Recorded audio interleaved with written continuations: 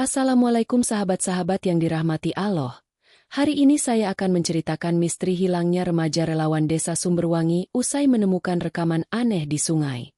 Namun sebelumnya saya sarankan untuk menuliskan sholawat Nabi Muhammad agar kelak sholawat ini menjadi saksi untuk mendapat syafaat di akhirat. Like dan subscribe ke channel ini sangat membantu menyebarkan dakwah Islam dan menjadi amal jariah. Pagi itu udara di desa Sumberwangi masih basah oleh embun yang menempel di dedaunan bambu. Suara gemericik sungai terdengar jernih mengalir. Seperti biasa menjadi latar alam yang menenangkan bagi warga desa. Namun di balik ketenangan itu, ada satu titik yang selalu membuat beberapa orang enggan mendekat. Titik itu berada di tikungan sungai, tepat di bawah rumpun bambu raksasa yang akarnya mengikat kuat batu-batu sungai yang hitam. Tempat itu sering memunculkan cerita-cerita yang tidak pernah diakui secara terang-terangan, tetapi selalu dibicarakan pelan-pelan dari generasi ke generasi. Disinilah Alia berdiri pagi itu, memegang karung sampah dan sarung tangan karet. Ia adalah seorang remaja 17 tahun yang aktif dalam kegiatan relawan bersih sungai. Wajahnya cerah, dan senyumnya selalu memberi semangat bagi teman-teman lain. Di sampingnya ada Rama, sahabat Alia sejak kecil, yang membawa kamera kecil untuk mendokumentasikan kegiatan pembersihan sungai yang sudah lama mereka lakukan setiap pekan. Alia menunduk, memeriksa sela-sela akar bambu yang mencuat dari permukaan tanah dan menjorok ke air.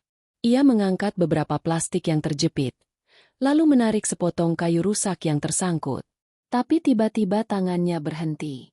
Ada sesuatu di antara akar itu. Bentuknya persegi dan berwarna hitam kusam. Sebagian tertutup lumut dan lumpur. Alia mengusap benda itu perlahan. Ternyata itu adalah sebuah ponsel yang sudah retak di bagian belakangnya. "Apa ini milik warga yang hanyut?" tanya Alia lirih. Rama mendekat sambil mengaktifkan kameranya. Ia merekam kegiatan itu seperti biasa. Namun ketika Alia mengangkat ponsel itu lebih tinggi, wajahnya berubah. Bukan karena ponselnya, tetapi karena sesuatu yang ia dengar tepat ketika ponsel itu disentuh. Ada denting halus, seperti suara alat musik dari dalam air. Bukan suara air atau batu yang bertumbukan. Suaranya terlalu teratur, terlalu ritmis, seperti seseorang sedang bermain nada di bawah permukaan sungai. "Alia, kamu dengar itu?" bisik Rama. Alia mengangguk pelan, tidak menjawab. Matanya terus menatap ponsel itu yang tiba-tiba bergetar meski jelas-jelas ponselnya rusak. Layar retaknya memantulkan cahaya aneh. Cahaya yang tidak seperti cahaya matahari atau pantulan air. Cahaya itu hanya muncul sebentar, lalu mati kembali. Alia menekan tombol samping, iseng mencoba menghidupkannya. Anehnya, ponsel itu menyala. Layarnya bergaris, suaranya berderak, dan hanya satu aplikasi yang muncul. Pemutar suara. Alia menekan ikon itu tanpa berpikir panjang. Dan suara pertama yang keluar membuat bulu kuduk Rama berdiri. "Tolong, tolong aku. Jangan biarkan dia masuk." Lalu terdengar deru arus sungai yang sangat deras. Jauh lebih keras dari sungai yang sedang mereka pijaki sekarang. Ada gema langkah yang terdengar samar. Bukan langkah manusia. Terlalu berat, terlalu lambat. Seperti sesuatu yang menyeret dirinya di bawah air. Alia langsung mematikan ponsel itu. Napasnya berat. Ia menatap Rama, seakan ingin berbicara namun tidak menemukan kata yang tepat. "Ini, suara siapa?" tanya Rama akhirnya. Alia menggeleng. "Kita harus bawa ini ke pos relawan. Mungkin ada yang kenal." Mereka melanjutkan pembersihan. Namun sejak rekaman itu terdengar, senyum Alia menghilang. Ia tampak sering menoleh ke arah sungai seolah ada yang memperhatikannya dari balik arus. Bahkan ketika kegiatan selesai, ia lebih banyak diam. Rama sempat memanggilnya. "Alia, kamu baik-baik saja?" Alia hanya menjawab dengan suara kecil. "Aku merasa rekaman itu belum selesai." Rama tidak mengerti maksudnya. Tapi malamnya, barulah ia sadar sesuatu berubah. Alia menghilang dari grup relawan. Tidak ada pesan. Tidak ada aktivitas di ponselnya. Dan yang paling membuat Rama tidak bisa tidur adalah satu hal. Di rekaman dokumentasinya, tepat ketika Alia mengangkat ponsel rusak itu, ada bayangan yang memantul di air. Bayangan yang tidak mirip manusia. Tubuhnya panjang, bentuknya tidak jelas, tetapi terlihat menoleh ke arah Alia. Dan sejak hari itu, pintu awal misteri ini mulai terbuka perlahan. Rekaman kedua yang muncul sendiri. Malam itu, suasana desa Sumberwangi jauh lebih sunyi dari biasanya. Angin seakan enggan bergerak. Hanya sesekali menyentuh daun bambu hingga terdengar gesekan halus yang membuat bulu kuduk meremang. Rumah Alia berada tidak jauh dari sungai. Sekitar 8 menit berjalan kaki. Dengan tembok sederhana dan halaman kecil yang dipenuhi pot bunga, rumah itu biasanya menjadi tempat yang hangat. Namun malam ini, rumah itu penuh kecemasan. Bu Ratri, Ibu Alia, mondar-mandir di ruang tamu sambil memegang tas kecil anaknya. Tas itu ditemukan warga di pagar depan rumah. Seakan seseorang meletakkannya dengan sengaja. Namun anehnya, tas itu berisi barang-barang yang seharusnya dibawa Alia saat pulang. Dompet, ikat rambut, dan buku catatan kecil yang selalu ia bawa saat menjadi relawan. Rama berdiri di ambang pintu, menunduk, tidak berani masuk tanpa dipersilakan. Bu Ratri segera menyadarinya lalu mempersilakan dengan suara bergetar. "Kamu yang terakhir kali bersama Alia pagi tadi, kan, Nak Rama?" Rama mengangguk. "Iya, Bu. Kami membersihkan sungai. Setelah itu saya pulang duluan." Bu Ratri duduk. Wajahnya pucat.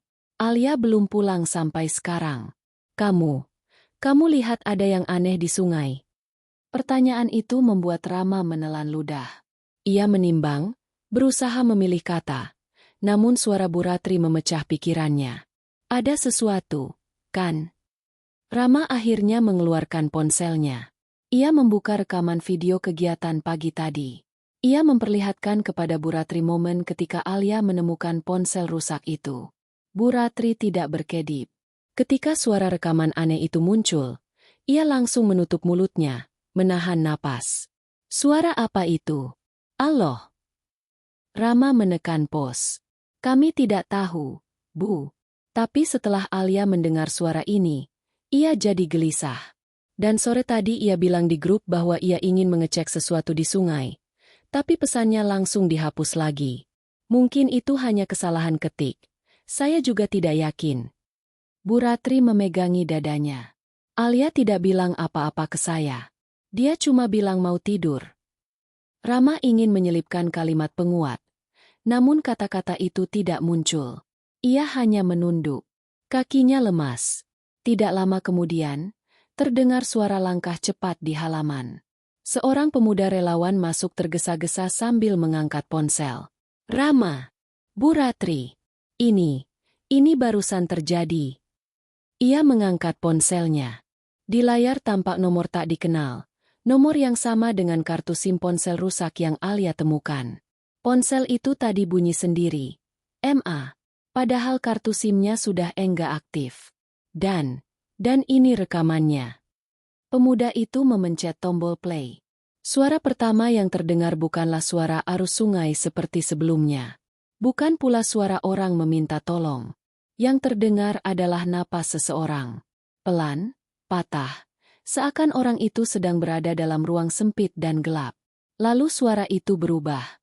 "Aku lihat cahaya, tapi cahaya itu di bawah. Jangan ke sini, jangan ke sungai malam ini." Suaranya tidak asing. Itu suara Alia. Bu Ratri langsung menjerit kecil dan memeluk tas Alia erat-erat. Rama tertegun. Ia merasa seluruh tubuhnya membeku. Bagaimana mungkin? Alia menghilang sore hari, dan kini ada rekaman suaranya yang muncul secara otomatis dari ponsel yang sebenarnya rusak total. Rekamannya muncul sendiri. MA, kata pemuda relawan itu. Ponselnya bahkan enggak ada di sini. Rama memejamkan mata. Napasnya sesak. Ada dorongan kuat untuk langsung berlari menuju sungai saat itu juga, mencari keberadaan sahabatnya. Namun sebelum ia mengambil langkah itu, terdengar pintu diketuk keras dari luar. Tok tok tok. Ketukan yang berat. Tidak seperti ketukan tangan manusia. Seperti memukul kayu dengan benda logam. Semua menoleh. Pemuda relawan itu memberanikan diri mendekati pintu. "Siapa?" Tidak ada jawaban. Ketukan itu terdengar lagi. Lebih keras. Tok, tok, tok. Rama merasa bulu kuduknya naik perlahan. Ada hawa dingin menyelinap ke dalam rumah seakan angin dingin masuk melalui celah-celah pintu. Pemuda itu menelan ludah dan membuka pintu sedikit. Tidak ada siapa-siapa di luar. Hanya halaman kosong. Dan dari kejauhan terdengar suara bambu menggesek satu sama lain. Namun ketika pintu terbuka lebih lebar, semua orang di ruang tamu itu melihat hal yang sama. Di lantai teras, ada gelang berwarna biru muda. Gelang itu tidak asing. Mereka semua tahu itu milik siapa. Alia. Bisik Bu Ratri sambil terjatuh ke lutut. Rama langsung mengambil gelang itu. Ada sesuatu yang membuatnya merinding. Gelang itu basah. Namun bukan basah air sungai. Basahnya seperti air yang sangat dingin. Seperti baru diambil dari tempat gelap dan berair yang dalam. Rama menggenggam gelang itu seakan memegang petunjuk paling penting dalam hidupnya. Aku harus ke sungai, ucapnya lirih. Aku harus lihat sendiri. Bu Ratri memegang tangannya. Jangan sekarang, nak. Malam terlalu gelap. Rama menatap Bu Ratri. Bu, suara itu jelas. Alia masih hidup. Pemuda relawan lain mencoba menahan. Rama, sungai malam itu bahaya. Besok pagi aja. Kita rame-rame. Namun sebelum Rama sempat menjawab, ponsel pemuda itu bergetar lagi. Sebuah rekaman baru masuk. Tanpa nama. Tanpa waktu. Ketika diputarkan, suara yang terdengar membuat semua orang di ruangan itu merinding sekaligus gemetar. Aku tidak sendiri di sini. Lalu terdengar langkah-langkah lambat. Bukan langkah manusia. Seperti sesuatu menyeret dirinya di lantai atau lumpur. Dan rekaman itu diakhiri satu kalimat. Rama, dia melihatmu. Lampu ruang tamu redup sejenak.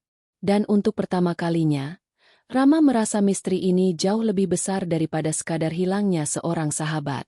Tersingkapnya jejak gelap di bendungan tua. Pagi menyelimuti desa Sumberwangi dengan cahaya pucat. Seperti matahari enggan memancarkan kehangatannya setelah malam panjang yang penuh kegelisahan. Langit tampak kelabu, dan suara ayam jantan terdengar lebih lemah dari biasanya. Seolah seluruh desa ikut merasakan sesuatu yang mengintai dari balik arus sungai. Rama tidak tidur semalaman. Ia duduk di beranda rumahnya sambil menggenggam gelang Alia yang ia temukan di teras rumah tadi malam.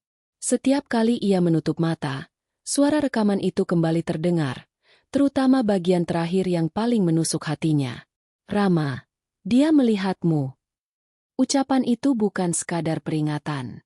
Ada ketakutan mendalam dalam suara Alia, seolah ia sedang disaksikan sesuatu yang tidak bisa dijelaskan dengan logika. Saat matahari belum benar-benar naik, Rama sudah bersiap. Ia membawa senter panjang, sebotol air, dan kamera kecil. Tidak lama kemudian, beberapa relawan datang menyusul. Raut wajah mereka sama pucatnya dengan Rama, namun rasa ingin tahu mereka lebih besar dari rasa takut. Kita mulai dari titik kamu dan Alia bersih-bersih kemarin, ujar salah satu relawan. Rama mengangguk dan memimpin jalan. Mereka tiba di tepian sungai di bawah rumpun bambu besar. Tempat itu tampak berbeda saat pagi. Bukan lebih terang, tetapi lebih suram. Seolah warna-warna alam di sana tersapu oleh sesuatu yang tidak terlihat. Rama berjongkok memeriksa tanah di dekat akar bambu, tempat Alia menemukan ponsel rusak itu. Saat ia menyibak daun-daun basah, matanya menangkap sesuatu. Ada bekas tanah yang tidak wajar. Seperti ada sesuatu yang menyeret tubuh berat dari arah semak menuju sungai. Apa ini baru? Tanya salah satu relawan. Rama menyentuh tanah yang mengeras. Tidak, ini sudah ada semalaman. Mungkin, ini jejak Alia. Sebelum rasa takut keburu menguasai mereka, seorang relawan lain menunjuk ke arah batu besar di pinggir sungai. Lihat itu. Di batu itu terdapat goresan panjang seolah dicakar benda keras. Tetapi jejaknya terlalu dalam, lebih dalam daripada yang bisa dibuat manusia. Rama mendekat dan memegang permukaan batu. Masih terasa kasar dan tajam.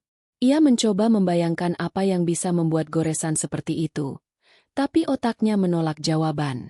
Mereka semakin gelisah ketika melihat sesuatu di dasar batu itu. Sepotong kain kecil berwarna putih. Rama mengambilnya dan langsung mengenalinya. Ini dari baju relawan Alia. Semua terdiam. Tidak ada yang berani berkata apapun. Relawan tertua di antara mereka meneguk ludah. Kita harus periksa bendungan tua. Arus dari sini ke sana cukup deras kalau malam. Bisa jadi ada yang terbawa. Rama menatapnya lama. Kata, bendungan tua, selalu terdengar asing di telinganya. Meski ia sudah menetap di desa itu sejak kecil. Bendungan itu jarang dikunjungi. Katanya, ada lorong purba di bawahnya. Terbentuk dari zaman air masih mengikis batu secara alami. Tempat itu gelap dan lembab.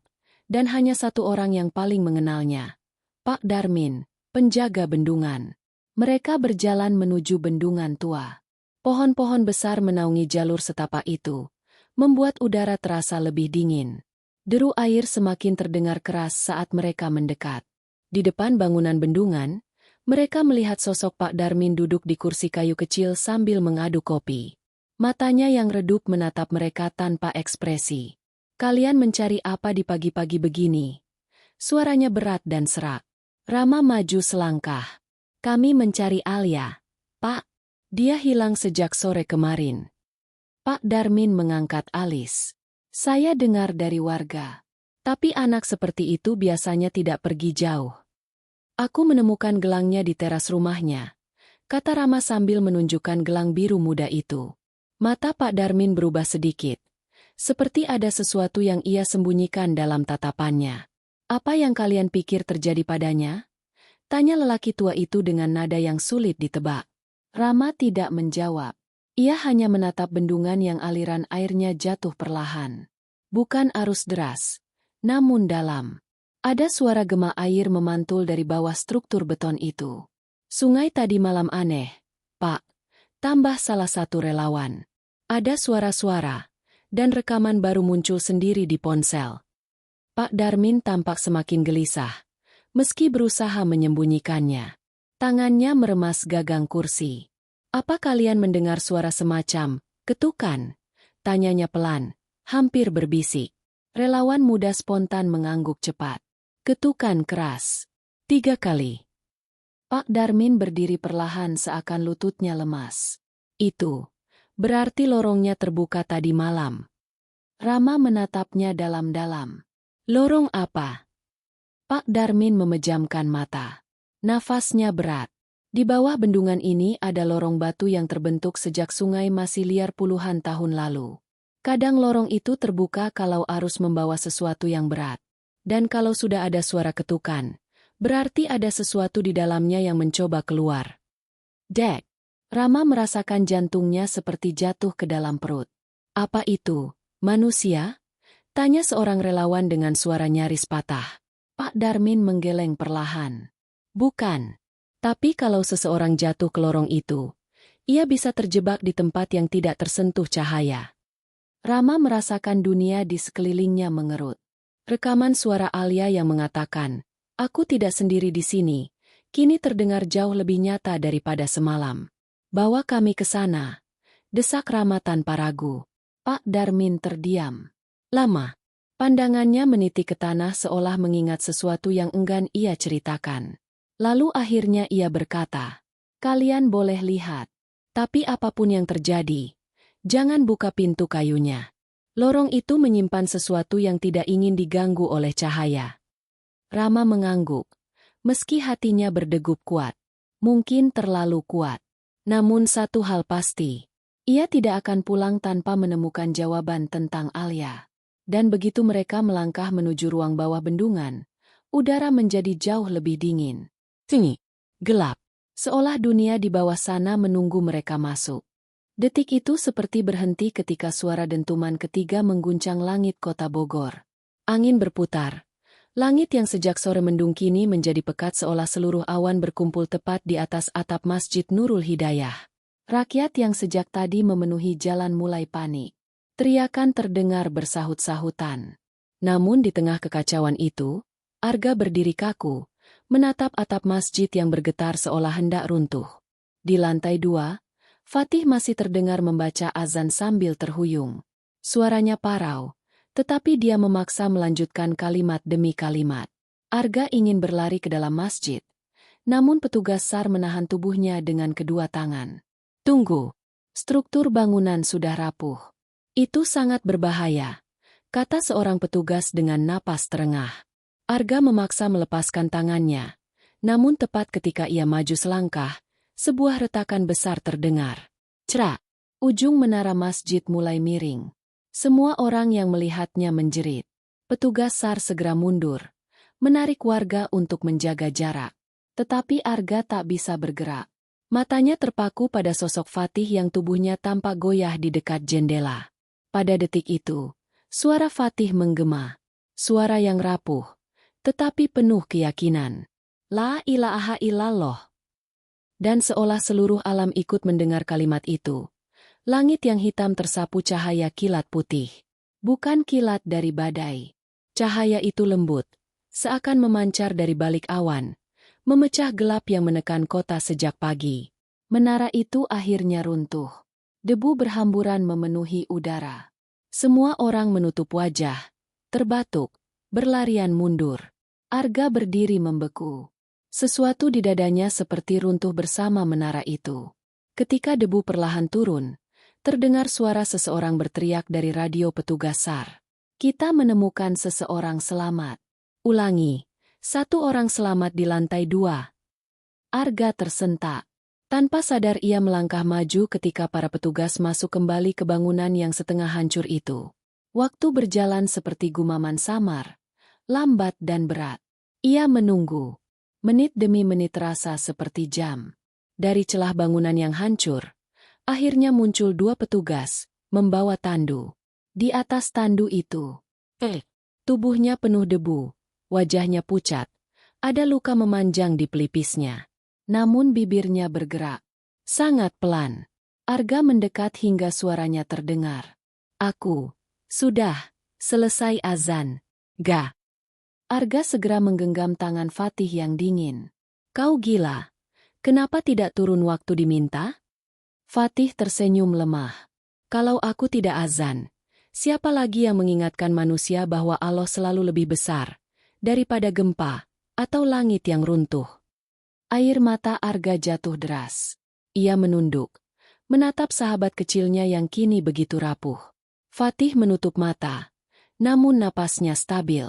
Ambulans membawa Fatih bergerak menuju rumah sakit, sementara cahaya dari balik awan masih memancar lembut seolah membelah langit yang selama seharian gelap. Malam itu, berita tentang azan terakhir yang menyelamatkan kota Bogor menyebar ke seluruh Indonesia. Banyak warga mengaku merinding karena pada detik suara azan itu berhenti. Getaran gempa susulan pun berhenti.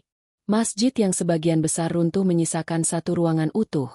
Ruangan tempat Fatih berdiri saat mengumandangkan azan. Arga berdiri di depan reruntuhan masjid, memandang langit malam yang kini kembali terang. Ia menghela napas panjang, merasakan ketenangan yang tak pernah ia rasakan sebelumnya. Dalam hati, ia tahu satu hal. Setiap musibah selalu membawa pesan dari Allah. Dan cahaya di balik langit kelam hari itu bukan hanya tanda berakhirnya bencana, tetapi juga tanda bahwa keikhlasan sekecil apapun dapat menjadi penyelamat bagi banyak jiwa. Ayat Al-Quran yang mengaitkan hikmah cerita ini. Allah tidak akan menguji seseorang melainkan sesuai dengan kesanggupannya. Surah Al-Baqarah ayat 286. Hikmah dari kisah ini mengingatkan kita bahwa seberat apapun cobaan, Allah tidak pernah memberikan ujian di luar batas kemampuan hamba-Nya. Ketulusan hati dan keberanian untuk tetap berada di jalan kebaikan akan selalu menjadi cahaya yang menerangi kegelapan. Sekecil apapun peran itu terlihat. Cerita ini fiktif dibuat seperti nyata untuk diambil hikmahnya. Terima kasih sahabat-sahabat yang dirahmati Allah. Jika kalian senang dengan cerita ini, jangan lupa komentar, like, dan subscribe agar kami bisa terus membuat cerita penuh pelajaran hidup. Semoga menjadi amal jariah untuk kita semua. Waalaikumsalam.